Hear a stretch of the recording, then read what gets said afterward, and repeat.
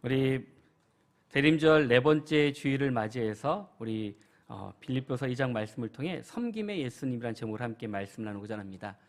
이제 성탄절이 얼마 남지 않았습니다. 이제 돌아오는 수요일 날 성탄절인데 우리 한번 옆 사람과 한번 먼저 인사해 볼까요? 메리 크리스마스.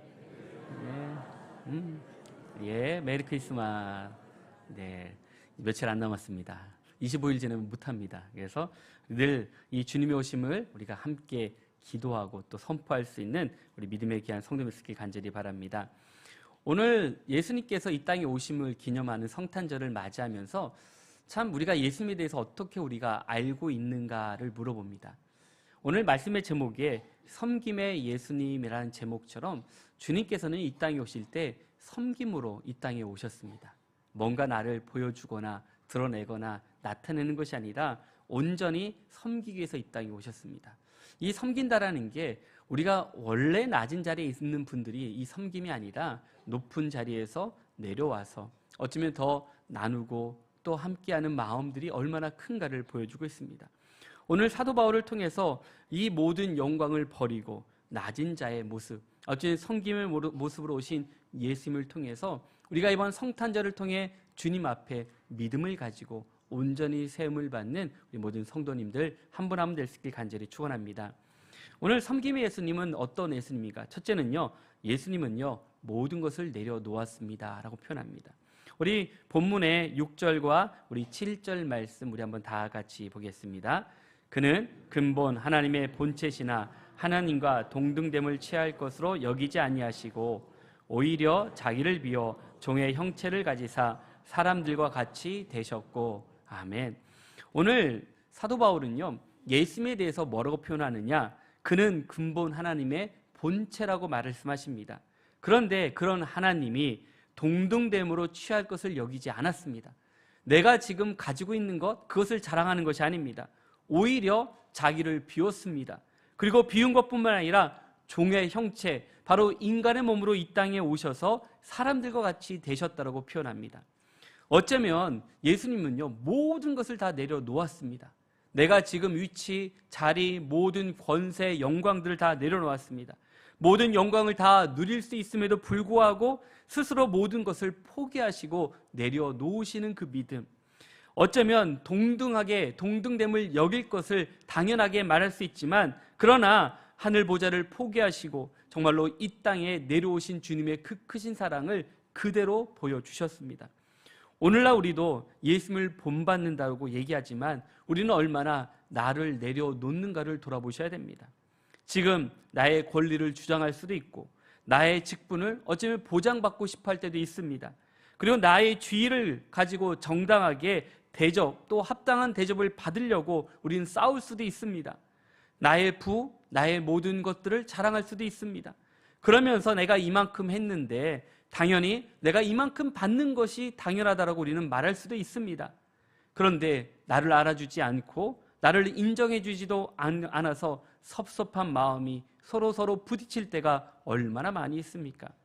그것은요 예수님을 본받는 것이 아닙니다. 하나님께서 친히 나를 높여주시고 또한 높여주시도록 기다리며 하나님께 자신을 온전히 맡겨드리는 믿음의 자세가 필요한데, 우리는 내가 먼저 높여지려고 애쓰고 힘쓸 때가 얼마나 많이 있습니까? 우리는 우리의 권리를 때로는 먼저 내려놓을 필요가 있습니다. 그리스도의 영광을 위해서 내 자신을 먼저 내려놓는 훈련들이 필요합니다. 교회의 덕을 세우기 위해서 때로는 나의 자존심과 욕심을 비우고 당연히 주장할 수 있는 많은 것들도 있지만 그것조차도 내려놓을 때 비로소 하나님께서 나를 위해서 일하시는 애가 임할 줄로 믿습니다. 예수님은요 우리를 너무 사랑하셔서 우리를 구원하기 위해서 모든 것을 내려놓으셨습니다. 그럴 수 있을까? 하셨습니다. 하나님과 동등됨을 포기하셨고 영광스러운 하나님의 보좌도 다 내려놓으셨습니다. 우리가 그런 모습이 왜 필요한가? 우리는 어쩌면요 이러한 모습들을 가지고 있지 못합니다. 내가 가진 것 안 놓으려고 손을 꼭 붙잡고 살 때가 얼마나 많이 있습니까? 성경은요 2가지 이야기를 합니다. 부자 청년의 이야기를 한번 먼저 이야기를 하고 있습니다. 부자 청년은요 예수님에 대해서 너무 궁금했습니다. 이 부자 청년 얘기가 마태, 마가, 누가복음에 나오는데요, 마태복음에는 부자 청년이라고 나오고요. 또 마가복음에는 재물 많은 청년이라고 표현합니다. 누가복음 좀 더 나아가서 어떤 부자 관리라고 나옵니다. 마태, 마가, 누가를 통틀어 보면요, 그가 누굴까 보면 돈 많은 부자 청년인데 관리예요. 얼마나 많은 부와 명예를 가지고 있는가 그대로 갖고 있습니다. 그런 그가 주님께 물어봅니다. 마태복음 19장 16절 말씀인데 우리 한번 다 같이 보겠습니다. 어떤 사람이 주께 와서 이르되 선생이여 내가 무슨 선한 일을 하여야 영생을 얻으리까. 아멘. 오늘 이 부자는요 고민해서 물어봅니다. 이 질문이 뭐냐? 어제 많은 사람들에게 이야기를 들었어요. 예수님이 어떤 분인가? 그분은 이적과 기적을 행하시고 때때로는 그가 메시아로 또 선지자로 이렇게 소문이 나 있기 때문에 궁금했습니다. 이 부자 청년은 예수님께 영생을 얻는 방법을 내가 어떻게 해야 얻을 수 있겠습니까? 라고 질문을 던집니다. 얼마나 질문이요 이렇게 수준 높은 질문을 하고 있습니까? 그는 왜 이런 질문을 했는가? 다른 게 아닙니다. 그는 다 가지고 있었어요. 돈도 있죠, 명예도 있죠, 권력도 있습니다. 그런데 나머지 영생도 내가 얻기를 원합니다. 그래서 내가 얼마면 살 수 있을까? 뭘 하면 살 수 있을까라는 생각이 먼저 하고 있는 겁니다. 그런데 그때 주님의 대답이 무엇입니까? 마태복음 19장 우리 17절에서 우리 19절까지 말씀인데요. 우리 한번 예수님의 대답을 한번 다 같이 한번 보겠습니다. 예수께서 이르시되 어찌하여 선한 일을 내게 묻느냐? 계명을 지키라. 이르되 어느 계명이리까? 예수께서 이르시되 살인하지 말라, 간음하지 말라, 도둑질하지 말라, 거짓 증언하지 말라, 내 부모를 공경하라, 내 이웃을 내 자신과 같이 사랑하라 하신 것이라. 오늘 예수님은요 이 대답을 딱 하니까 이 부자 청년이 기가 살았어요. 뭐냐면 나는 이것을 어릴 때부터 지켰습니다라고 당당하게 선포합니다. 왜냐하면 유대인들은요 이것을 잘 지켰어요. 십계명이기 때문에 당연하게 지켰습니다. 그런데 내가 이것을 했는데 뭐가 부족합니까? 라고 물어봅니다. 그때 예수님의 대답이 정말로 그의 마음을 찔러버립니다. 마태복음 19장 21절 말씀 다 같이 한번 보겠습니다. 예수께서 이르시되 내가 온전하고자 할진대 가서 내 소유를 팔아 가난한 자들에게 주라. 그리하면 하늘에서 보화가 내게 있으리라. 그리고 와서 나를 따르라 하시니. 아멘. 오늘 이 부자 청년에게 주님께서 주신 말씀은요 다른 게 아닙니다. 내가 온전하고자 하기를 원하느냐? 그러면 내 소유를 팔아라 라고 단호하게 말씀하십니다. 왜 이런 요구를 했을까? 그는 지금요 욕심과 이기심이 그의 젊은 눈을 멀게 했습니다. 그리고 영원한 세계를 보지 못하게 만드는 장애물이 되었습니다. 우리가 신앙생활 하면서 우리 눈을 가리는 것들이 있어요. 뭐가 있을까요? 이 돈들도 있고요, 물질도 있고요, 또 권력들도 있습니다. 명예도 있습니다. 명예를 바라보면서 살다 보면요 내가 하나님의 말씀을 따르기보다는 그 부와 명예와 권력만 쫓아가다 보니 하나님을 못 볼 때가 더 많이 있습니다. 그런데 그는 주님께서 분명히 말씀하시는 게 뭡니까? 그 마음을 비우기 전에는 예수님께서 주시는 복과 은혜를 누릴 수 없다고 분명히 말씀하십니다. 그 말을 들은 부자 청년은 근심하여 떠났다라고 표현합니다. 오늘 여러분에게 주님께서 오셔서 그래 너의 재물을 다 팔아라 라고 했을 때 어떤 마음이 들겠습니까? 생각이 많아져요. 제가 얼마나 갖고 있는지 어떻게 아세요?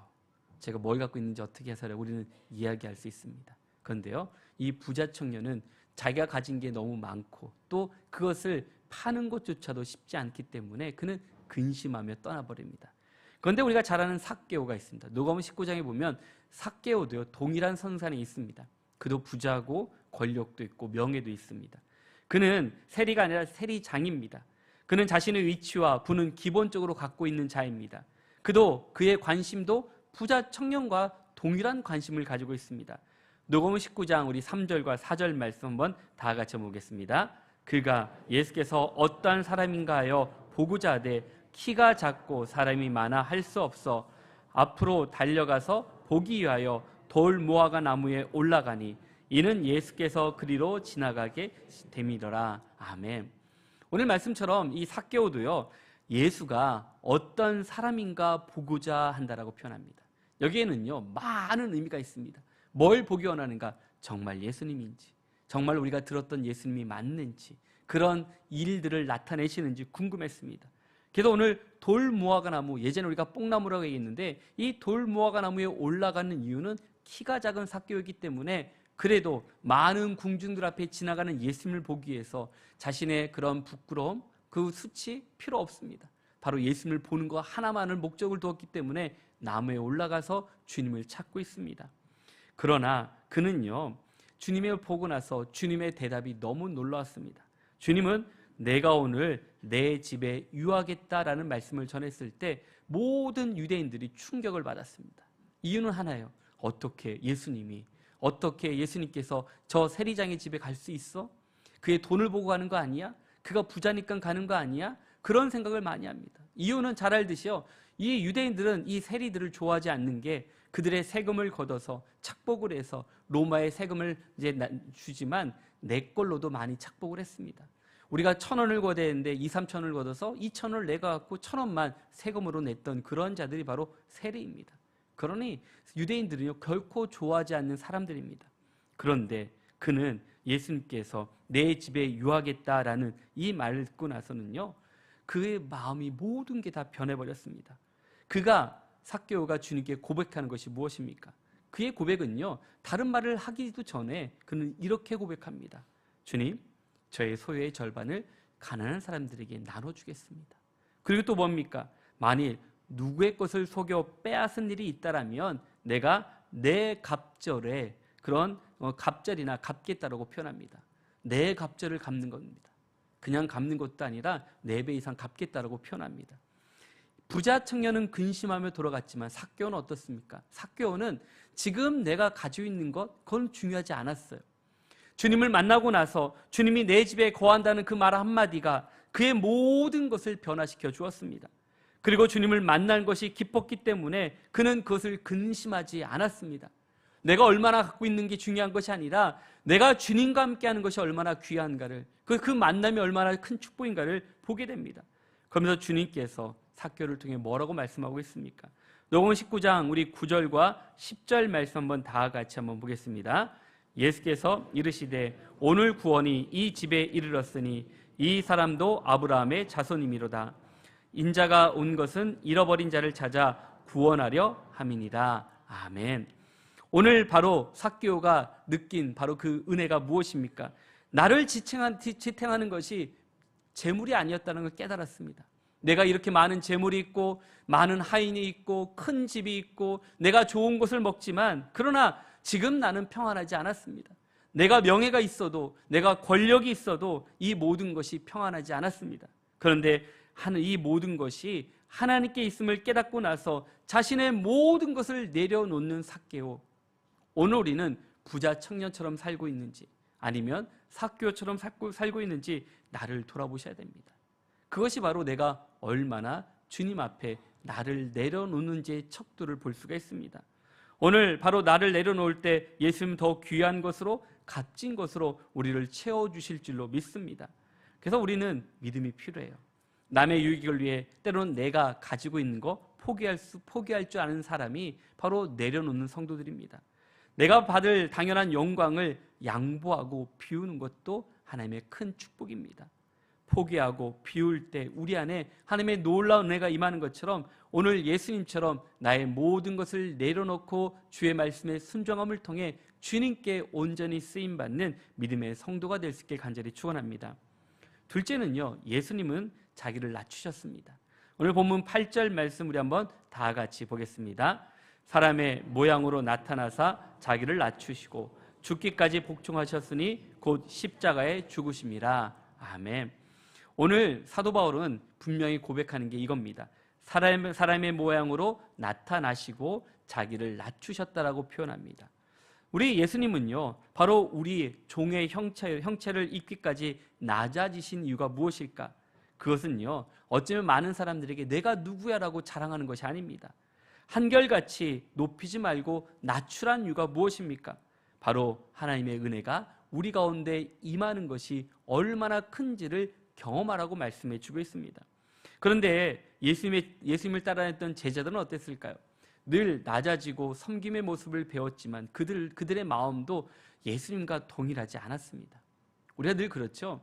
우리가 늘 똑같은 마음으로 가야 되는데 각자의 마음들이 있어요. 예수님의 제자들은 뭘로 싸웠냐면 내가 더 높은 자리에 있을 거야. 내가 더 높은 자리에 있어야 돼. 내가 좌하고 내 우하고 해서 예수님의 왼팔과 오른팔이 되어서 내가 잘 할 수 있어라고 서로의 자리 싸움을 하고 있을 때 예수님은 누가 더 큰 자라고 얘기하고 있습니까?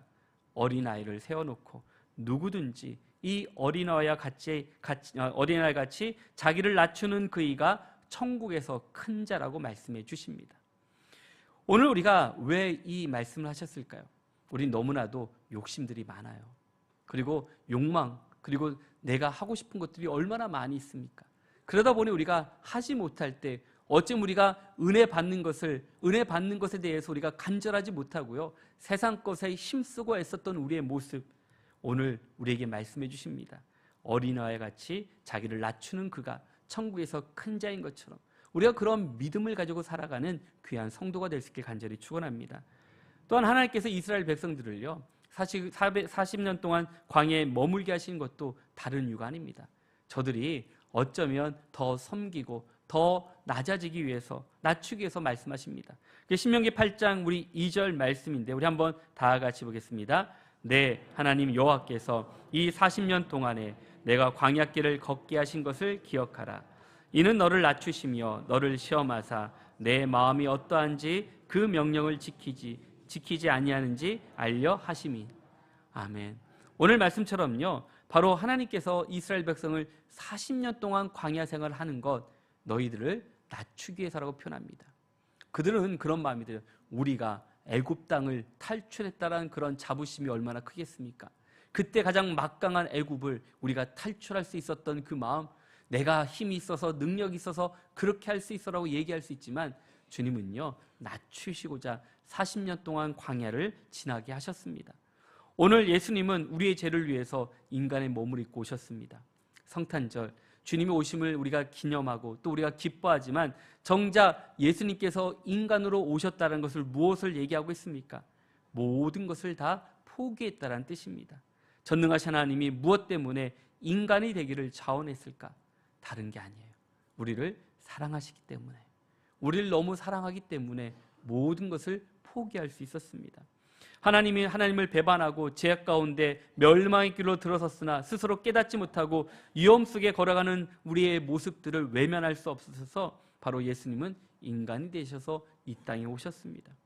우리의 죄를 대신 짊어지시기 위해서 오셨습니다. 죄에서 돌아서도록 사람으로 오셔서 우리에게 그 하나님의 사랑을 깨닫도록 생명의 길로 이끄시려고 우리의 인간이 되신 걸 보게 됩니다. 예수님은 종의 형체를 입으셨습니다. 예수님은 사람이 되시되 존귀하신 신부로 오지 않고 종의 모습으로 이 땅에 오셨습니다. 그런 생각이 들어요. 예수님이 화려한 왕궁의 왕자로 태어났으면 얼마나 많은 부귀와 영광과 권세를 가졌을까. 그런데 주님은 마구간에서 태어나셨습니다. 그래서 주님은 일생 동안 우리에게 어떤 모습을 보여줬는가? 섬김의 모습을 보여줬습니다. 마태복음 20장 우리 28절 말씀 다 같이 보겠습니다. 인자가 온 것은 섬김을 받으려 함이 아니라 도리어 섬기려 하고 자기 목숨을 많은 사람의 대속물로 주려 함이니라. 아멘. 오늘 말씀처럼 인자가 온 것은요, 섬김을 받기 위해서 온 게 아닙니다. 바로 섬기기 위해서 이 땅에 오신 것. 바로 주님께서는 이 모든 것을 우리에게 하나하나 보여주셨고 가르쳐 주셨습니다. 우리는 어떻습니까? 우리는 얼마나 낮아지고 있습니까? 우리는 모두가 다 주인이 되려고 합니다. 우리 모든 성도들이 왕노릇하려고 합니다. 우리가 높은 자리만 원하지 섬기려 하지 않습니다. 그렇기 때문에 교회가요, 힘들 때가 종종 있습니다. 도리어 내가 먼저 고난의 자리에, 섬김의 자리에, 때로는 우리가 더럽고 힘들지만 그 자리에 먼저 자청해서 갈 수 있는 성도, 또 편하고 좋고 영광 받을 자리만 차지하려고 하는 것이 아니라 내가 먼저 어렵고 힘들지만 그 자리를 나가고자 힘쓸 때 우리 마음에 참된 평강을 부어주실 줄로 믿습니다. 주님께서 인자로 온 것은 섬김을 받는 것이 아니라 도리어 섬기고 자기 목숨을 많은 사람들의 대속물로 주시고자 이 땅에 오셨다고 말씀해 주고 있는 것처럼 바로 성탄절은 이것을 우리에게 가르쳐 주고 있습니다. 주님이 이 땅에 오신 이 섬김의 본을 보여주시기 위해서, 우리에게 진실한 사랑을 보여주시기 위해서 이 땅에 오셨습니다. 오늘 이런 믿음이 우리 안에 있으면요, 우리가 성탄절에 주님이 우리 가운데 어떤 믿음의 역사와 은혜가 임하는 줄을 말씀해 주고 있는 것처럼 늘 주님 안에서 새 힘과 능력으로 일어서는 믿음의 성도가 될 수 있게 간절히 축원합니다. 마지막으로 셋째는요, 예수님은 죽기까지 복종하셨습니다. 오늘 8절 말씀 후반에 있는데 우리 8절 한번 다 같이 한번 보겠습니다. 사람의 모양으로 나타나사 자기를 낮추시고 죽기까지 복종하셨으니 곧 십자가에 죽으심이라. 아멘. 오늘 말씀의 후반에 보면요, 전반전에는 자기를 낮춘 것까지 있지만 후반에는 무엇입니까? 죽기까지 복종하셨으니 곧 십자가에 죽으심이다 라고 표현합니다. 이 말씀을 보면요, 어떻게 표현합니까? 바로 예수님은 십자가에 죽기까지 복종하셨다는 뜻을 가지고 있습니다. 사도 바울은 빌립보 성도들에게 늘 얘기합니다. 항상 복종하고 두렵고 떨림으로 너희 구원을 이루라 라고 말씀해 주십니다. 이 항상 복종하는 것은요, 쉽지 않습니다. 한 번은 쉬워요. 그런데 항상은 쉬울까요? 쉽지 않습니다. 우리 아이들을 키우다 보면요, 아이들이 언제 말을 제일 잘 들을까요? 우리 아이들은요, 돈을 주면 참 잘 들어요. 아주 그냥 돈으로 딱 움직여져요. 우리 아이 사진을 찍을 때 10,000원을 주면 웃어요. 10,000원 안 주면 안 웃더라고요. 예전에는 5,000원만 줘도 웃었는데 안 되더라고요. 10,000원을 줘야지 웃어요. 사진 한번 웃는 사진 찍으려면 1인당 10,000원씩 줘야 돼요. 그래서 사진 찍기가 너무 어려워요. 그런데 이제 왜 그러냐? 아이들이 받은 게 있어서 웃어요. 근데 아주 놀라운 거는 한 번밖에 안 웃어요. 한 번만 더 하자면 안 해요. 더 달래요. 그래서 안 주고 안 찍어요. 그래서 요즘 사진을 덜 찍는 이유가 있습니다. 왜냐면 잘 안 웃기 때문에. 한번 나가서 찍으려면 그렇게 돈을 줘야지 애들이 웃더라고요. 참 그렇더라고요. 그런데 우리가 보면 그래요. 이렇게 한 번 하는 건 쉬워요. 근데 여러분, 항상 복종하는 게 쉬울까요? 교회에서도 마찬가지입니다. 우리가 일을 할 때 보면 우리가 주님의 일을 감당함에 있어서 죽기까지 순종하고 복종하는 것은요, 결코 쉽지가 않습니다. 예수님도 십자가를 피할 수 있으면 피하고 싶어 했습니다. 우리가 잘 알듯이 겟세마네 동산에서 기도할 때 나의 원대로 마옵시고 아버지의 원대로 하옵소서 하며 십자가를 짊어지셨습니다. 여기에는 큰 뜻이 있습니다. 주님, 제가 그 십자가를 주의 하나님 말씀대로 지겠습니다 라는 뜻을 가지고 있습니다. 바로 사도 바울은 예수님을 그래서 뭐라고 표현합니까? 죽기까지 복종했다는 뜻을 합니다. 구사전을 찾아보니까요, 복종과 순종은 다른 뜻이 있어요. 복종은 어감이 세잖아요. 그래서 복종은요, 남의 명령이나 의사를 그대로 따라 쫓아가는 것이 복종입니다. 그래서 말하지 않고 그냥 따라하는 거예요. 순종은 무엇입니까? 순종은 약간 순하죠. 아니면 순순히 따른다라는 거예요. 그런데 우리가 자원하는 마음을 하는 게 순종이에요. 복종은 뭡니까? 해라 하면 하는 거예요.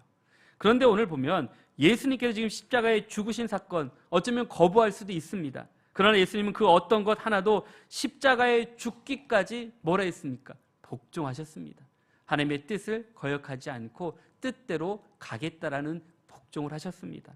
왜냐하면 아담 한 사람의 불순종으로 모든 사람이 죄인이 되었기에 바로 예수님의 이 복종을 통해서 모든 사람이 다시 의롭게 할 수 있기 때문에 하나님의 말씀에 순순히 따르며 순종하는 길을 걸어가는 주님의 모습. 오늘 우리가 신앙생활하면서 우리는 얼마나 순수하게 정말로 주의 말씀을 따르며 순종하는 길을 걸어가고 있습니까? 예수님이 죽기까지 복종하셨던 것처럼 오늘 우리에게 주신 사명과 또 믿음의 직분과 역할들을 우리가 복종보다는 순종으로 주님께 나아갈 때 우리 안에 참된 기쁨과 은혜를 부어주실 줄로 믿습니다. 오늘 우리도 예수님처럼 이런 믿음의 길을 걸어가셔야 됩니다. 죽기까지 복종하셨던 그 모습이 오늘 우리에게는 하나님의 말씀을 순종하며 나가는 성도로 바꿔주심을 통해 주의 길을 걸어가라 말씀해 주고 있습니다. 오늘 그것이 주님의 뜻이라면 우리는 그 말씀을 따르고 나가시면 됩니다. 그런데 우리는 얼마나 끝까지 하고 있습니까? 중간에 힘들어서 안 할 때도 있고요. 어려워서 안 할 때도 있습니다. 하지만 하나님의 뜻을 돌아보면 하나님께서 이게 큰 뜻으로 주었는데 우리는 먼저 계산하고 따지고 이것저것 점검하고 안 될 거라 포기해버릴 때가 얼마나 많이 있습니까? 오늘 주님은요, 왜 죽기까지 복종했을까? 그것은 주의 말씀을 순순히 따르기 때문에 그 길을 걸어감을 우리에게 보여주고 있습니다.